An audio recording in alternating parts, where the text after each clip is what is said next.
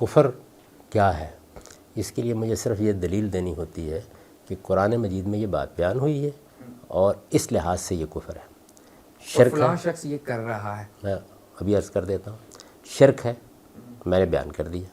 یہ جو میں نے کسی چیز پر شرک کا اطلاق کیا یا کفر کا اطلاق کیا ہے تو ظاہر ہے کہ یہ میرا استدلال کی بنیاد پر ہوگا نا، میں دلیل دوں گا اس کی، یعنی یہ بتاؤں گا کہ دیکھیں قرآن میں یہ بات بیان ہوئی ہے۔ مثال کے طور پر میں نازک مثال دے دیتا ہوں، میں نے وحدت الوجود کے بارے میں اپنی کتاب میں لکھا ہے کہ یہ شرک ہے، صراحت کے ساتھ لکھا ہے۔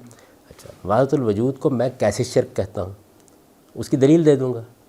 ایک فرد اس کا قائل ہے، سوال یہ ہے وہ اس کو شرک سمجھ کر اس کا قائل ہے۔ اگر وہ آپ کے نظریے کے مطابق تو شرک ہے تو کرنے والا مشرک تو اس کا مطلب یہ ہوا کہ میرے اور اس کے درمیان اس چیز کو شرک قرار دینے میں اختلاف ہو گیا۔ اب جب اختلاف ہو گیا تو اس کا مطلب یہ ہے کہ ایک دلیل اس کے پاس بھی موجود ہے۔ اب میرے پاس اس کے اوپر حکم لگانے کے لیے کیا دلیل ہے؟ یعنی کیا مجھے کوئی آسمانی اتھارٹی ملی ہے؟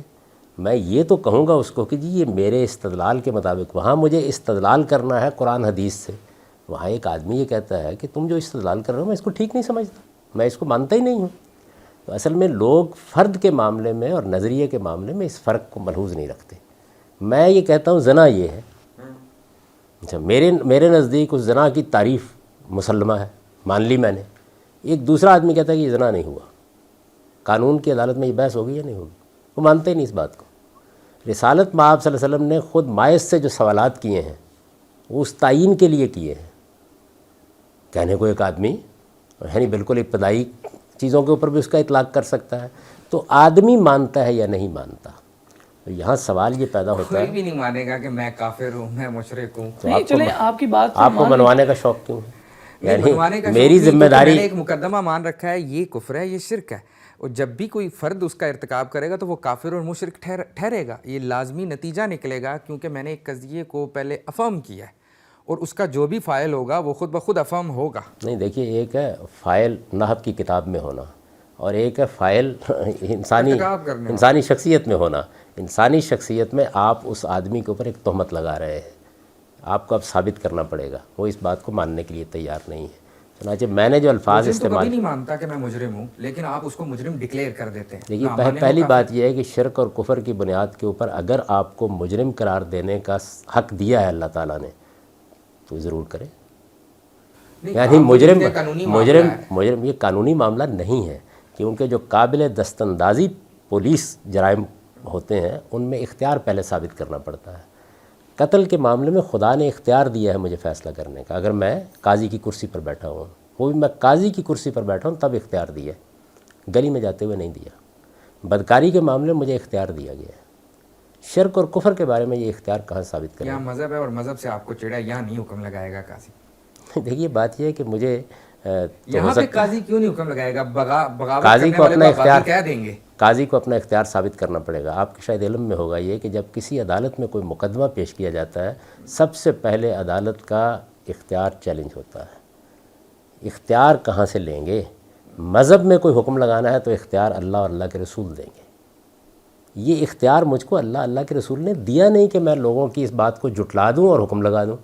میں نے جو الفاظ استعمال کیے ان کو دوبارہ پڑھیے۔ وہاں ایک آدمی مسلمان ہے، اپنے مسلمان ہونے پہ اصرار کرتا ہے، یہ ساری بحث اس کے بارے میں ہے۔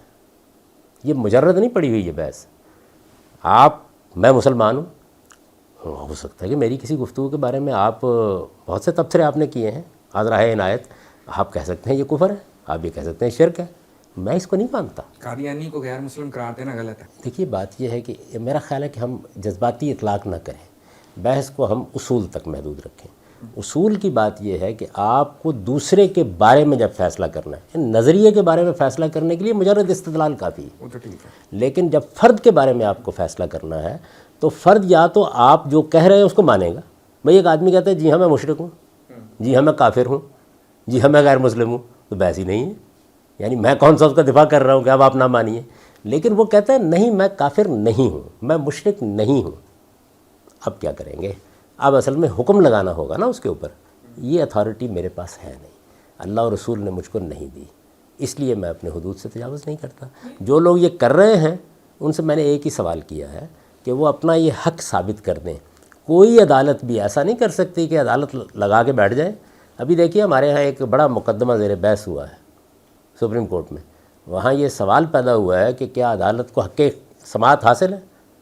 ہر عدالت کی پہلے جورسڈکشن آپ طے کرتے ہیں, یہ بیان کرتے ہیں, متعین کرتے ہیں, اور اس کو پہلے وکیل چیلنج کرے گا. تو میں جتنے لوگ بھی تکفیر کی عدالت لگا کے بیٹھے ہوئے ہیں, اصل میں ان کے حق سماعت کو چیلنج کر رہا ہوں. میں یہ کہہ رہا ہوں کہ یہ آپ کو حق حاصل نہیں ہے. جو قرآن مجید میں جب آتا ہے قل یا ایھا الکافرون یا عہد الگ سے جو انکار کرتے ہیں ان کو کافر کہا جاتا ہے, سب لوگ تو یہ کیا ہے؟ یہ اللہ تعالیٰ کی طرف سے, تو اللہ تعالیٰ تو پورا حق رکھتا ہے. یہی تو اللہ تعالیٰ جب کہہ رہے ہیں تو یہ باقی بھی تو معاملہ اللہ تعالیٰ متعین لوگ کہہ رہے ہیں نا. اللہ تعالیٰ دو کام کر رہے ہیں. اللہ تعالیٰ ایک تو یہ بتا رہے ہیں قرآن مجید میں کفر کیا ہے. دیکھیے مثال اس کی ہے, من لم یحکم بما انزل اللہ فاولئک هم الکافرون. ان کے نزدیک کفر کا اطلاق ہوگا اس میں. ان دلہ کافر, یہ اللہ کے ہاں کافر تو قیامت میں طے ہوں گے, اور وہ ان کو پورا حق ہے. یعنی میں نے ان اللہ کا لفظ تو آپ نے شامل کیا نا, وہاں تو قرآن مجید نے واضح کہہ دیا کہ یہ کافر ہیں. ان اللہ کا لفظ تو آپ نے شامل کیا. وہ اللہ ہی بیان کر رہا ہے, اسی لیے ان اللہ کہہ رہا ہوں. نہیں تو یعنی آپ کے سامنے نظر آئے گا, اللہ بیان کرے گا. نہیں, مجھے نظر کیسے آئے گا؟ اللہ کہہ رہا ہے, اللہ تعالیٰ یہ بیان کر رہا ہے کہ دیکھیے یہ ہے, یہ لوگ جو یہ اس طرح کریں گے, اب وہ لوگ جو ہیں وہ خدا کے سامنے جا کے اپنا عذر پیش کریں گے کہ جی ہم نے یہ کیا ہے, ہم نے یہ نہیں کیا. جب وہ میرے سامنے آئیں گے تو میں ان کو بتاؤں گا کہ یہ آپ نے کفر کا ارتکاب کیا ہے. یہ بتانے سے تو میں انکار ہی نہیں کر رہا. سوال یہ وہ انکار کر دیتے ہیں. میرا تو سوال یہ ہے کہ وہ انکار کر دیتے ہیں. اللہ تو کہہ سکتا ہے جھوٹ بول رہے ہو. نہیں آپ کو ان کے انکار کو دیکھنے کا کس نے کہا ہے؟ اصل بات تو یہ ہے کہ آپ جب سمجھتے ہیں, جب قرآن مجید نے کہہ دیا کہ جو لوگ اللہ کو حکم نہیں مانتے یا اللہ کے احکامات کو نہیں مانیں گے تو وہ کافر ہوں گے. یہ اصول میں بیان کر دوں گا, میں بھی بیان کرتا ہوں. آپ دیکھیں میرا جو مضمون ہے جو بہت معرض بحث میں آیا, جوابی بیانیہ, اس میں نے بھی یہی آیت نقل کی ہے اور یہ بتا دی ہے کہ ہم اپنے حکمرانوں کو یہ بتائیں گے کہ یاد رکھو قرآن میں لکھا ہوا ہے من لم یحکم بما انزل اللہ فاولئک هم الکافرون. یہی آیت نقل کی ہے. یہ میں اجمال میں بتاؤں گا, اصول میں بیان کروں گا. اب میرا مخاطب حکمران جو ہے وہ یہ کہتا ہے کہ میں نے کفر کا ارتکاب نہیں کیا, اس کے بعد کیا کروں گا؟ اس کے بعد مجھے اس کے اس انکار کو, یہ انہوں نے فرمایا ابھی بیچ میں کہ مجرم کو انکار کا حق نہیں. مجرم سے سب سے پہلے پوچھا یہی جاتا ہے. ہر عدالت پہلا سوال یہ کرتی ہے کہ تم اپنے آپ کو مجرم سمجھتے ہو؟ وہ اعتراف کر لیتا ہے, بات ختم ہو جاتی ہے. انکار کر دیتا وہ انکار کر دیتا آ جاتا ہے تو اس کو وہ انکار کرتی ہے. تو اب سوال پیدا ہوتا ہے کہ کیا عدالت کو حق حاصل ہے کہ اس کو مجرم قرار دے؟ اب یہ سوال پیدا ہوتا ہے. اب شہادتیں آئیں گی, اب بحث ہوگی. میں یہ کہہ رہا ہوں یہ حق مجھے آپ ثابت کر دیں کس نے دیا ہے. اچھا تو میرے لیے اگر یہ ثابت کر دیں قرآن مجید سے تو میں یہ کام کل سے کرنا شروع کر دیتا ہوں. اصول بتائیں گے, اصول کی اپلیکیشن کوئی نہیں ہوگی. اصول کی اپلیکیشن جس دائرے میں مجھے کرنے کا حق دیا گیا ہے, میں ایک دوسرے آدمی نے انکار کر دیا نا اس کا. یعنی میں نے اس کے بارے میں ایک بات کہی ہے, میں تو آپ میرے پاس بیٹھے ہوئے ہیں اور آپ کہہ سکتے ہیں کہ تم جھوٹ بول رہے ہو. میں یہ کہتا ہوں نہیں, آپ کی یہ تہمت ہے. ابھی آپ نے بے شمار الزامات مجھ پر لگا دیے, تو یہ سارے کے سارے محض آپ کے لگا دینے سے ثابت نہیں ہو جائیں گے. میں ان کا انکار کر رہا ہوں نا. تو اب آپ کے پاس وہ اتھارٹی ہونی چاہیے کہ میرے انکار کے باوجود آپ اپنے مقدمے کو ثابت کر کے مجھے سزا دے سکیں. وہ اتھارٹی کس کے پاس ہے؟ اچھا آپ یعنی ایک اور آپ کے رویے میں تضاد یہ ہے کہ ایک طرح آپ یہ کہتے ہیں تکفیر نہیں کر سکتے, جیسا آپ کہتے ہیں میرے پاس اتھارٹی نہیں ہے, لیکن آپ تصوف کو متوازی دین کہتے ہیں. تصوف کو, صوفیوں کو نہیں. دیکھیے وہاں بھی میں بالکل کنسسٹنٹ ہوں. میں نے تو جتنے بھی جلیل القدر صوفیاء ہیں ان کا ذکر بہت احترام سے کیا ہے. یعنی ایک مسیحی کو آپ کافر نہیں کہیں گے؟ مسیحی کو کافر اس وقت کہوں گا دوسرا دین ہے جب وہ اقرار کرے گا نا اس کا. ہاں جی کہ میں مسیحی ہوں, وہ غیر مسلم ہے. تو اب یہی تو یعنی یہ واقعے کا بیان ہے, یہ ایک واقعے کا بیان ہے. اسی طریقے سے جو ارباب تصوف ہیں یا جو جلیل القدر لوگ جن کا میں نے اپنے اس مضمون میں ذکر کیا ہے, پورے مضمون میں کوئی ایک استخفاف کا جملہ نہیں آپ دکھا سکتے. نہایت احترام کے ساتھ میں نے سب لوگوں کا ذکر کیا ہے, ان کے افکار و آراء کو نقل کیا ہے اور یہ بتایا میں ان سب کو مسلمانوں کے جلیل القدر ائمہ سمجھتا ہوں. کیوں؟ وجہ کیا ہے؟ وجہ یہ ہے کہ جو میں بات کہہ رہا ہوں تصوف کے بارے میں وہ نہیں مانتے اس کو. تو یہ میرے پاس کہاں سے اتھارٹی آ گئی؟ میں تصوف کے بارے میں گفتگو کر رہا ہوں. تصوف کو میں نے بڑا خراج تحسین پیش کیا ہے, لوگ معلوم نہیں کیوں جذبز ہو رہے ہیں اس کے اوپر.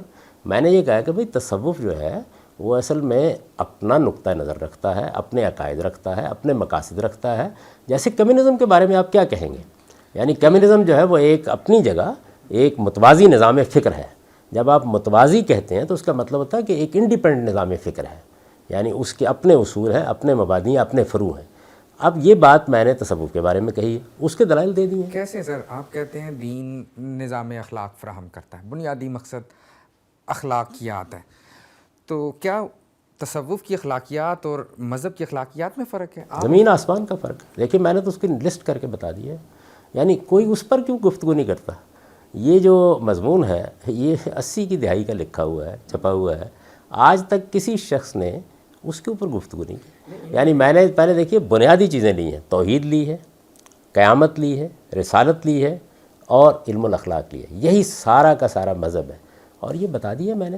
یہ میں تبصرہ کر رہا ہوں لکھے ہوئے حرف پر، یہ مجھے حق ہے۔ اخلاقیات ہیں جو ان کی مذہب سے مختلف ہیں، ساری کی ساری۔ کیا وہ دیانتداری کو اخلاقیات نہیں سمجھتے؟ کیا وہ ظلم کو برائی نہیں سمجھتے؟ سچ کو اچھائی نہیں سمجھتے؟ جھوٹ کو برائی نہیں سمجھتے؟ یہ ساری کی ساری چیزیں جو ہیں مغربی معاشرے میں مانی جاتی ہیں۔ سوال یہ اخلاقیات تو ہیں ان میں بھی، ٹھیک ہے، لیکن مختلف کون سے؟ جو مختلف چیز ہوتی ہے وہی اصل میں، یعنی ان کے ہاں جو پورا کا پورا مقدمہ ہے وہ یہاں سے شروع ہوتا ہے کہ یہ دنیا مایا کا جال ہے۔ آپ کا جو قالب ہے یہ اصل میں دنیا کی نمائندگی کرتا ہے، اس سے کوسمولوجیکل یا میٹا فزیکل، اسی سے ان کی اخلاقیات پیدا ہوتی ہے۔ یعنی ان کے ہاں اخلاقیات کا منبع یہی ہے کہ اب آپ کو کیا کرنا ہے، آپ کو در حقیقت اس قالب سے نجات حاصل کرنی ہے اور اپنی اصل حقیقت کو دریافت کرنا ہے، اور اصل حقیقت کی دریافت کے لیے جو اطوار آپ کو اپنانے ہیں وہ آپ کی اخلاقیات ہیں۔ آپ اگر اس کو دیکھنا چاہیں تو صرف جو ابو اسماعیل حروی کی کتاب ہے اس معاملے میں، جس کی شرح لکھی ہے ابن قیم نے، ابن قیم کی شرح کا مطالعہ کر لیں، وہ آپ کو ایک ایک جگہ پر متعین طور پر بتاتے ہیں کہ دیکھیے یہاں پہ تجاوز ہو گیا اسلام کی اخلاقیات سے، یعنی جو ہدف رضا کا اسلام میں طے کیا گیا ہے بات اس سے آگے بڑھ گئی، جو ہدف اسلام میں زہد کا طے کیا گیا ہے اس سے بات آگے بڑھ گئی۔ ان میں ریکنسیلیشن بھی تو ہو سکتی ہے نا، آپ کانٹ چھانٹ کر دیں جو اسلام یہ میرا وہاں موضوع نہیں ہے جہاں سے لوگ اس کو دیکھ رہے ہیں، میں تو صرف یہ بتا رہا آپ کا ہوں۔ ایک طریقہ ہے کہ آپ ایک چیز کو مانتے ہیں یا پھر نہیں مانتے، بلیک اینڈ وائٹ فیلسی سے کہتے ہیں، یا تو وہ مسلمان ہے یا تو اسلام کو مانے گا یا تصوف کو مانے گا، تصوف کو مانے گا تو اسلام کو نہیں مان سکتا، درمیانہ راستہ بھی ہو اچھا سکتا میں نے تو ان میں سے کوئی بات بھی نہیں کہی۔ یہ دیکھیے دلچسپ بات یہ ہے کہ میرا رویہ بالکل مختلف ہے۔ آپ جب ان کو متوازی دین قرار دے رہے ہیں اس کا مطلب ہے کہ آپ تصوف اس کو بالکل سیپریٹ کر رہے ہیں۔ تصوف کو میں نے افراد پر کوئی تبصرہ نہیں کیا، اور میں اس کو نہیں کروں گا، اور نہ اس کا قائل ہوں کہ کیا جائے، نہ آپ کو حق دیتا ہوں نہ اپنے آپ کو حق دیتا ہوں، اس لیے کہ میرے اور ان کے مابین ایک چیز پر ایک حکم کے اطلاق میں اختلاف ہو گیا۔ کیا شاہ ولی اللہ اس کو مانتے ہیں جو میں نے رائے قائم کی ہے؟ امام غزالی اس کو مانتے ہیں جو میں نے رائے قائم کی ہے؟ آج بھی بہت سے لوگ نہیں مانتے، تو مجھ کو کیا حق ہے کہ میں ان لوگوں کے اسلام اور ایمان کے فیصلے کروں؟ میرا کام یہ ہے کہ میں یہ بتاؤں کہ یہ چیز کیا ہے۔ دیکھیے اس چیز کو بتانے کے لیے مجھے صرف استدلال کرنا ہے، فرد کے معاملے میں مجھے اس کے اقرار یا انکار کو صحیح یا غلط ثابت کرنا ہے، اس کے میرے پاس رائے ہی نہیں ہے۔